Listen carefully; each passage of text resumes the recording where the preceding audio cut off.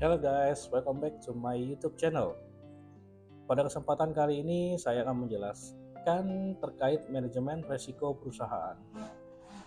Disclaimer dulu ya, bahwa penjelasan materi dan analisis yang dijelaskan dalam video ini bukan merupakan ajakan dalam berinvestasi ataupun untuk membeli saham dalam Bursa Efek Indonesia. Mari kita kenal lebih dalam manajemen resiko perusahaan. Manajemen risiko perusahaan adalah proses untuk mengidentifikasi penilaian dan penanganan risiko yang dihadapi oleh suatu perusahaan dengan tujuannya adalah untuk mengurangi atau mengelola risiko-risiko yang dapat mempengaruhi pencapaian tujuan perusahaan baik dalam hal keuangan, operasional, reputasi, ataupun keselamatan. Manajemen risiko perusahaan melibatkan serangkaian langkah-langkah yang sistematis dan struktur, yaitu meliputi yang pertama adalah kita harus mengidentifikasi risiko. Apa sih mengidentifikasi risiko? Kita mengenal atau mengidentifikasi semua kemungkinan yang dapat mempengaruhi kinerja perusahaan untuk kinerja risiko finansial, operasional, lingkungan, hukum, dan lain-lainnya. Yang kedua adalah kita harus mengevaluasi risiko tersebut. Mengapa demikian? Karena perusahaan harus menilai dan mengukur dampak potensi-potensi masing-masing risiko yang diidentifikasi ini, melibatkan penentuan tingkat keparahan risiko berdasarkan dampak dan kemungkinan serta mengembangkan strategi mitigasi yang sesuai. Yang ketiga adalah perusahaan harus mampu melakukan pengembangan strategi pengelolaan risiko, membuat rencana untuk mengolah dan mengurangi risiko yang diidentifikasi. Hal ini mencakup memprioritaskan risiko berdasarkan dampak dan kemungkinan serta mengembangkan strategi mitigasi yang sesuai. Yang keempat, perusahaan harus mampu mengimplementasi strategi pengelolaan risiko, di mana perusahaan itu harus melaksanakan tindakan yang diperlukan untuk mengurangi atau mengolah risiko. Ini dapat melibatkan perusahaan, proses kebijakan, penggunaan alat pengendalian, asuransi, ataupun langkah-langkah lain yang relevan. Yang kelima adalah pemantauan evaluasi. Melakukan pemantauan evaluasi terhadap efektivitas strategi pengelolaan risiko yang diterapkan dan mengevaluasi hasilnya. Jika diperlukan, tindakan korektif dapat diambil untuk meningkatkan manajemen risiko. Manajemen risiko perusahaan yang terpenting adalah membantu perusahaan mengantisipasi, menghindari, dan mengurangi dampak risiko yang dapat mengganggu kinerja operasional dan tujuan perusahaan.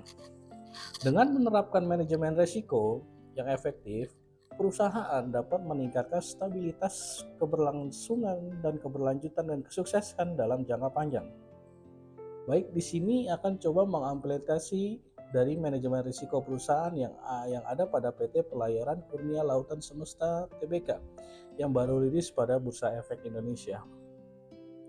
Dalam perspektif PT tersebut, kita harus sadar bahwa sebelum kita berinvestasi, kita harus lebih dulu mengenal resiko usaha dalam perusahaan yang bersifat material baik secara langsung maupun tidak langsung, yang dapat mempengaruhi hasil usaha dan kondisi keuangan perusahaan dan perusahaan anak.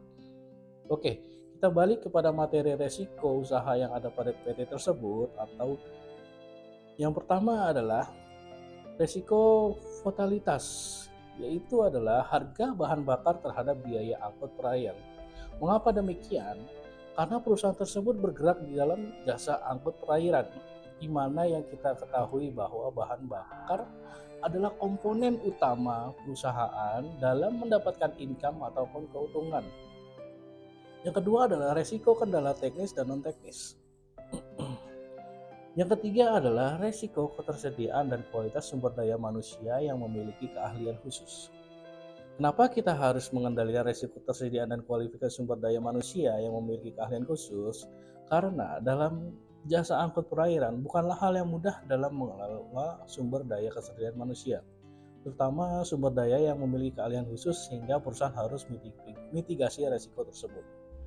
Yang keempat adalah resiko kondisi alam dan bencana alam. Yang kelima ada resiko kecelakaan maritim. Yang keenam adalah resiko persaingan. Yang ketujuh, resiko investasi atau aksi korporasi. Yang delapan adalah resiko perubahan teknologi. Yang kesembilan adalah resiko terhadap kegiatan operasional. Baik teman-teman, di sini saya akan menjelaskan lebih dalam terkait resiko persaingan. Pada perspektif PT tersebut, di mana resiko persaingan itu bisa menjadi penting dalam hal mempengaruhi kinerja dan keberhasilan perusahaan dalam pelayanan. Adapun resiko persaingan tersebut adalah sebagai berikut.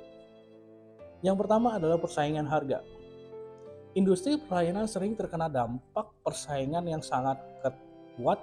Perusahaan pelayanan harus bisa bersaing dalam persaingan untuk menawarkan harga yang kompetitif kepada pelanggan. Mereka bersaing, harga ini dapat mengurangi margin keuntungan perusahaan dan menyebabkan tekanan keberlanjutan bisnis. Yang kedua adalah persaingan layanan. Selain harga, perusahaan pelayaran juga bersaing dalam hal kualitas layanan yang mereka tawarkan kepada pelanggan. Pelanggan cenderung memilih perusahaan pelayaran yang menyediakan layanan yang handal, cepat, dan efisien. Oleh karena itu, perusahaan harus terus meningkatkan layanan mereka agar tetap bersaing di pasar. Yang ketiga adalah perubahan dan permintaan pasar. Permintaan dalam industri pelayaran dapat berfluktuasi secara signifikan. Perusahaan harus siap menghadapi perubahan dalam permintaan pasar yang mungkin disebabkan oleh faktor ekonomi, geopolitik, ataupun perubahan tren terhadap perdagangan global. Perusahaan yang tidak mampu menyesuaikan diri terhadap perubahan ini mungkin menghadapi penurunan permintaan dan kerugian keuangan. Yang keempat adalah kemajuan teknologi. Kemajuan teknologi dapat mengubah landscape industri pelayaran. Perusahaan yang tidak mampu mengadopsi teknologi baru atau tidak berinvestasi dalam inovasi mungkin akan tertinggal dalam persaingan. Contohnya, penggunaan teknologi otomatis dalam operasi pelayaran dapat meningkatkan efisiensi dan mengurangi biaya perusahaan. Yang tidak mampu memanfaatkan teknologi ini mungkin akan kehilangan daya saing. Yang kelima adalah peraturan dan kebijakan.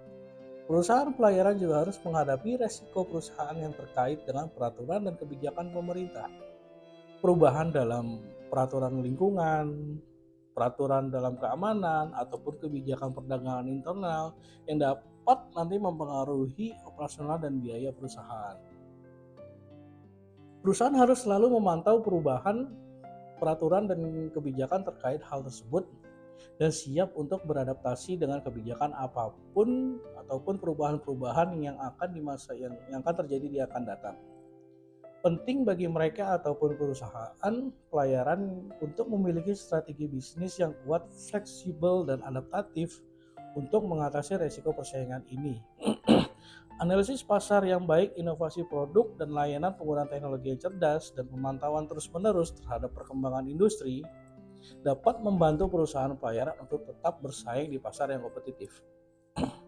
Baik teman-teman, perlu kita reminder bahwa sekali lagi bahwa dalam berinvestasi di instrumen keuangan, kita tak boleh sembarangan berinvestasi.